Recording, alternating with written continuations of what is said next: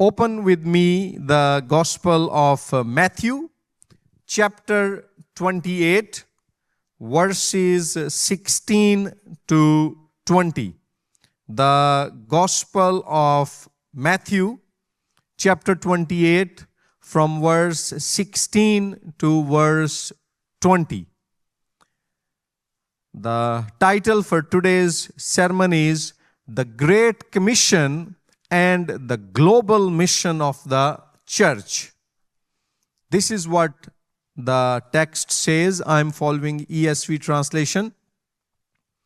Now the 11 disciples went to Galilee, to the mountain to which Jesus had directed them, and when they saw him, they worshipped him, but some doubted. And Jesus came and said to them, "All authority in heaven and on earth has been given to me. Go therefore and make disciples of all nations, baptizing them in the name of the Father and of the Son and of the Holy Spirit, teaching them to observe all that I have commanded you. And behold, I am with you always, to the end of the age." Amen. These are the last recorded words of Jesus Christ in Matthew's Gospel. Last words carry enormous weight. A general's final orders before battle. A father's dying charge to his sons. But these words are not the farewell of a dying man. They are the royal commandment of our risen King and Savior.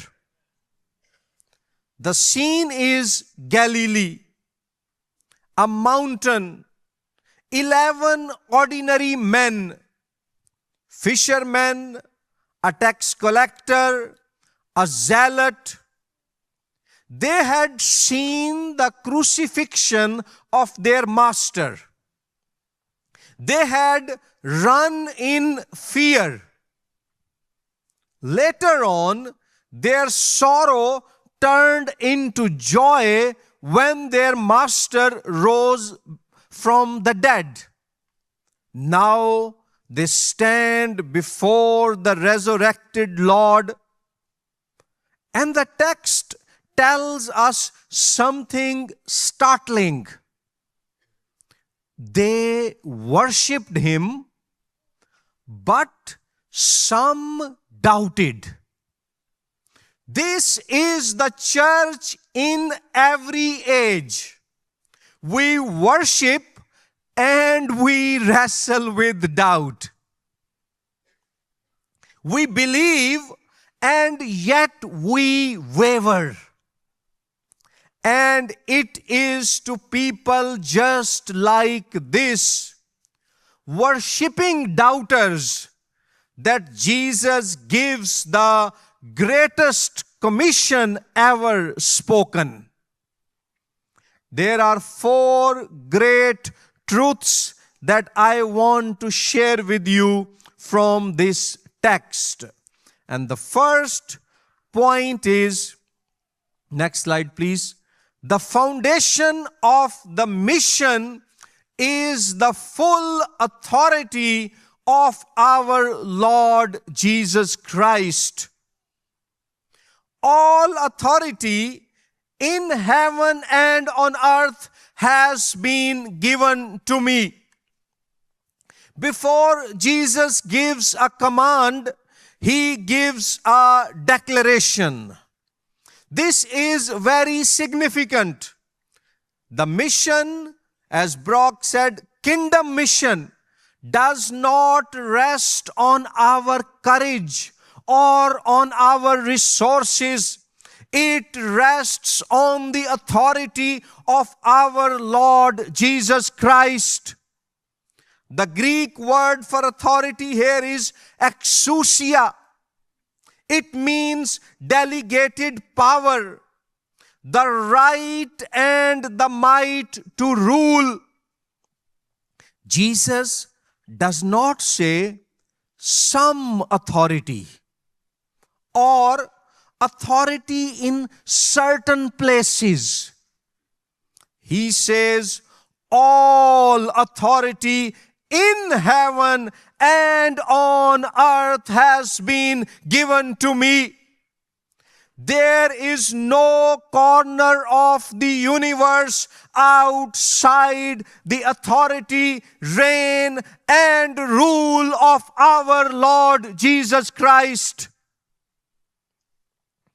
Think about what this means for our mission. When we go into a neighborhood in Palmyra, or a town or city in Pennsylvania, or to another state of this big and great country, or to other countries of this world, we go as ambassadors of the one who holds all authority. No government, no landlord, no religious institution, and no spiritual authority exists that is not ultimately subject to the authority of the Lord Jesus Christ. The church does not ask for permission from the powers of this age to worship Jesus and proclaim His gospel. We go under the authority of the one before whom every knee will bow. Consider the example of William Carey, the British missionary, the father of modern missions. In 1793, he sailed to India against the fierce opposition of the East India Company, which feared that Christian mission would destabilize their commerce and economic interests. William Carey had no official permission, no platform, no influence, but he went under the authority of the risen Christ. Over 40 years in India, Carey translated the Bible into Bengali, Sanskrit, and dozens of other languages. He confronted the practice of sati, the burning of widows on their husbands' funeral pyres, and eventually saw it abolished. He started schools and agricultural societies. One man under the authority of the King of Kings changed a subcontinent. So today, as we reflect upon the Great Commission of our Lord, my brothers, my sisters, let us remember that He has given us His authority to do so. His power, His enablement is with us. Whether we serve globally or we witness to Him in our local areas. And that leads me to my second point. Point number 2 is the heart of the mission is to make disciples. Go therefore and make disciples of all nations. We often think that the commandment is to go, but that is not what the Greek text says. In Greek, The commandment is not to go. The command is to make disciples. And it is in the process of making disciples that we are called to go, baptize, and teach. So disciple making is the charge Jesus Christ has given to his followers. And the mission is not primarily geographic, it is spiritual formational. A disciple is not merely a convert. A disciple is a learner and follower of Jesus Christ. An apprentice, someone who shapes their entire life around the teachings of their master. In the ancient world, disciples left their homes to live with their rabbi, to imitate his way of life, to absorb his interpretation of Torah. Jesus is commanding his people to reproduce this kind of spiritual formational relationship with him. Not just in Israel, but in all nations. And here, by nations, he is not referring to political nations of the 21st century.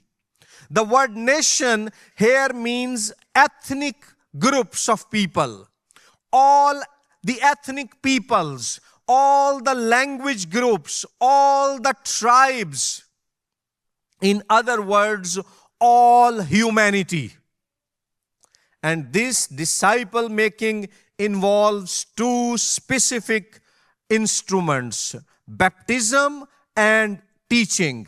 Baptism is the entrance right into the body of Christ, joining his church, joining his family. And teaching here refers not just to philosophical, intellectual, and theological ideas, but actually living out the gospel of Jesus Christ. He says, teach them and command them to observe, teach them to observe, act upon all that I have commanded you. Christian life, Christian discipleship is not a classroom thing only. It is not only attending a church on every Sunday morning. It is about living out the gospel of Jesus Christ every day.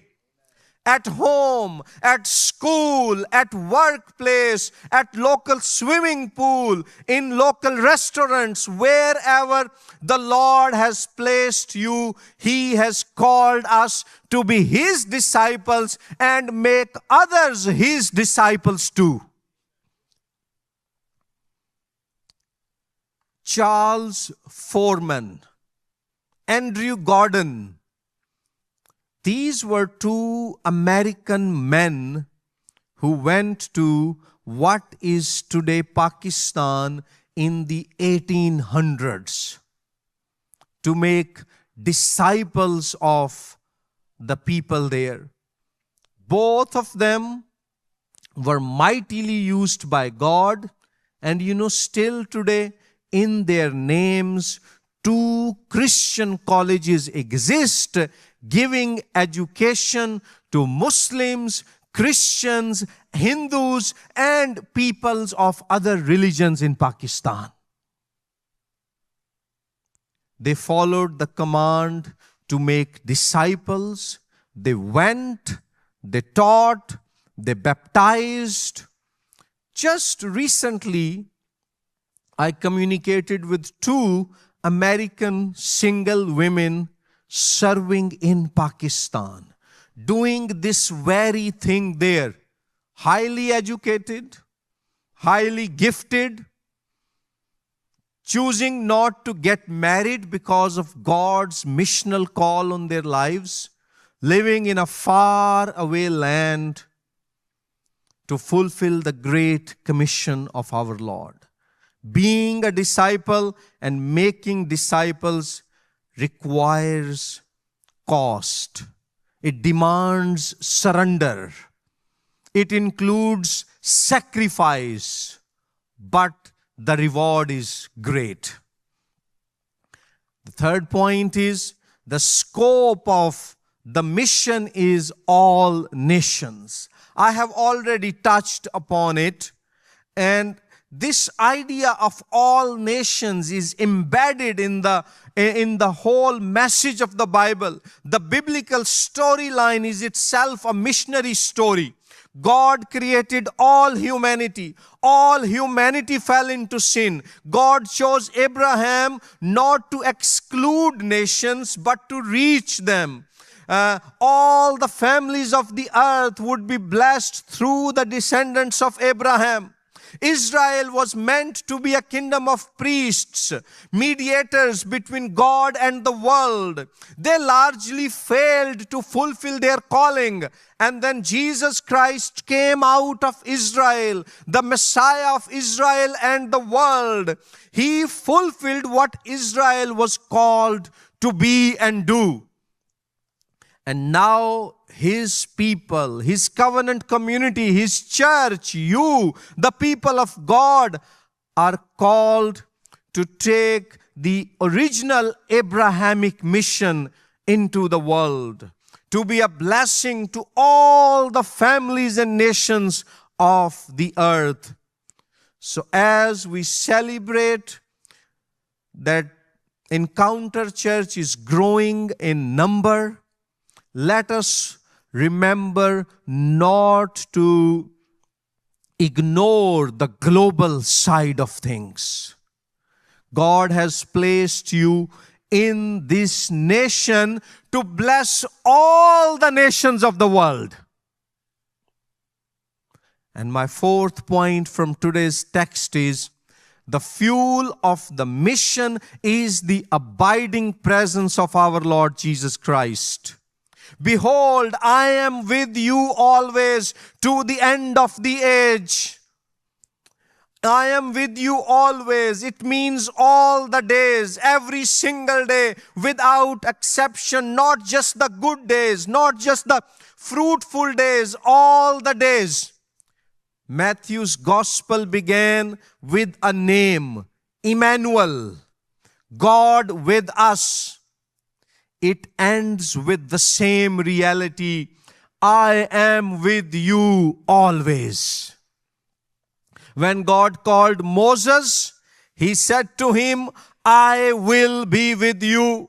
When God called Joshua to lead Israel into the land of Canaan, He said, just as I was with Moses, so I will be with you. And now Jesus says, I will be with you always. No matter what you are going through today, in your personal life, family life, professional life, ministry, or other areas of your life, Jesus Christ is with you.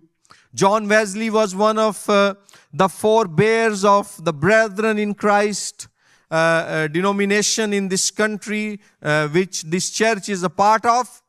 On his deathbed, on March 2nd, 1791, he is reported to have said, the best of all is God is with us. Hallelujah.